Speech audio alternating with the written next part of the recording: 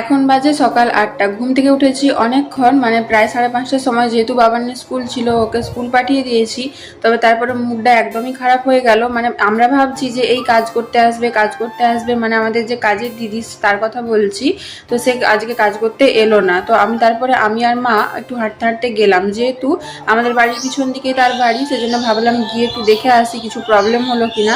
তারপরে গিয়ে দেখছি সে শুয়ে আছে, বলছে আমি আজকে যেতে পারবো না। দেখো, মানুষের শরীর খারাপ, সুবিধা অসুবিধে এইসব কিন্তু থাকতেই পারে, কিন্তু যেহেতু একটা বাড়িতে কাজ করে, আমরা তো তার আশায় বসে থাকবো বলো? একটু যদি বলে পাঠিয়ে দিত যে তার বাড়িতে তার মেয়ে আছে, তো তার মেয়ের হাত দিয়েও তো একটু বলে পাঠিয়ে দিতে পারতো যে আমি আজকে কাজ করতে যেতে পারবো না, একটু বলে দিয়ে চলে আয়। যেহেতু আমাদের সামনেই বাড়ি, একদম বাড়ির পিছনেই বাড়ি। তারাও তোমাদের একটা ভিডিওতে আমি ওর বাড়িটা দেখাবো, আমাদের একদম বাড়ির পিছনেই। তো কি আর করবো বলো, বলে তো পাঠাইনি। একটাই আফসোস লাগে, যেহেতু অনেক সকাল সকাল ঘুম থেকে উঠেছি, তারপরে দুজনে আছি, তো অনেকক্ষণই কাজগুলো কমপ্লিট হয়ে যেত, খুব তাড়াতাড়ি হয়ে যেত, এতক্ষণ আমাদের সবই হয়ে যেত যদি একটু বলে পাঠাতো। তো কি আর করব বলো, কাজকর্ম তো নিজের ঘরে নিজেকে করতেই হবে। মা না থাকলে তো আমাকে একাকেই করতে হয়।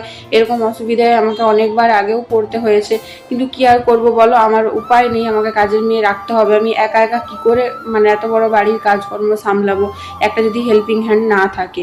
তো যাই হোক, চলো, ওদিকে মা বাসন ধুচ্ছে, কাপড় কাচ্ছে, আর আমি এদিকে ঘরের কাজগুলো কমপ্লিট করব। মা বললো তুই ঘরে ঝাটপাটগুলো দিয়ে দিবি যা, আমি এদিকে কাঁচা আর বাসন ধোয়াটা করে নিচ্ছি। মাকে বললাম ওয়াশিং মেশিনে কাঁচাগুলো দিয়ে দিই। মা বলছে না না, কটা কাঁচা আছে, আমি নিজেই ধুয়ে নেবো। আর আগের দিন থেকে যেহেতু বৃষ্টি হচ্ছিল, তাই অনেক জামা কাপড় বাইরে মেলাও ছিল, শুকনো হয়নি ওগুলো, তো ওগুলোও মেলা ছিল। সঙ্গে মা আজকের যে বাসি জামা কাপড় ছিল সেগুলোও কাচাকুচি করছে। আর এদিকে দেখো আমি ঝাটপাটগুলো ঘরে দিয়ে দিচ্ছিলাম। তো দুজনে মিলে করলে খুব তাড়াতাড়ি হয়ে যাবে, সেজন্য মা ওদিকে ওই কাজগুলো করছিল, আমি ঘরের কাজগুলো করছিলাম। আর আমাদের যেহেতু মাঠের ধারে বাড়ি না, একটু ঝড় বৃষ্টি হলেই মানে অনেক রকমের পোকা আসে। মাঠের যে পোকাগুলো হয় ওগুলো সব ঘরে চলে আসে, মানে সন্ধ্যের দিকে আর কি, লাইট জ্বাললেই গোটা ঘরে একদম পোকায় ভর্তি হয়ে যায়।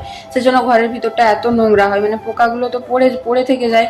তো সেজন্য এত পরিমাণ ঘরের ভিতরটা নোংরা হয়ে যায়। নইলে তো বালি ধুলো টুকটাক থাকে, এত জবরা নোংরা হয় না, কিন্তু এই পোকাগুলোর জন্য এখন বাড়িতে প্রচন্ড নোংরা হয়ে যাচ্ছে সন্ধ্যের পর থেকে। তো চলো, মায়ের এদিকে কাঁচা ধোয়া একদম সবকিছু কাজ বাজ কমপ্লিট, আমারও ওদিকে ঝাটপাট দেওয়া হয়ে গেছে। তারপর আমি ঘরটা একটু মুছেও নিয়েছিলাম। আর এদিকে দেখো আমি চলে এসেছি বাবার ঘরে, মানে ওপরের ঘরে চলে এসেছি ঘরটা ঝাঁট দেওয়ার জন্য। তোমাদেরকে তো আগেও বলেছি বাবার ঘরটা প্রত্যেকদিন ঝাঁট দিয়ে দেওয়া হয়, আর ওই সপ্তাহে একদিন বুধবারে মোছা হয় গোটা উপর টুপর সব কিছু। কাজবাজ কমপ্লিট হয়ে গেছে। আর এদিকে দেখো মা ওই যে কাঁঠালটা পাকতে দেওয়া ছিল, মানে গোডাউনের ভেতরে ঢাকা দেওয়া ছিল, কাঁঠালটা দেখো সুন্দরভাবে পেকে গেছে। আর আমাদের গাছের কাঁঠালগুলো এত মিষ্টি খেতে কি বলবো।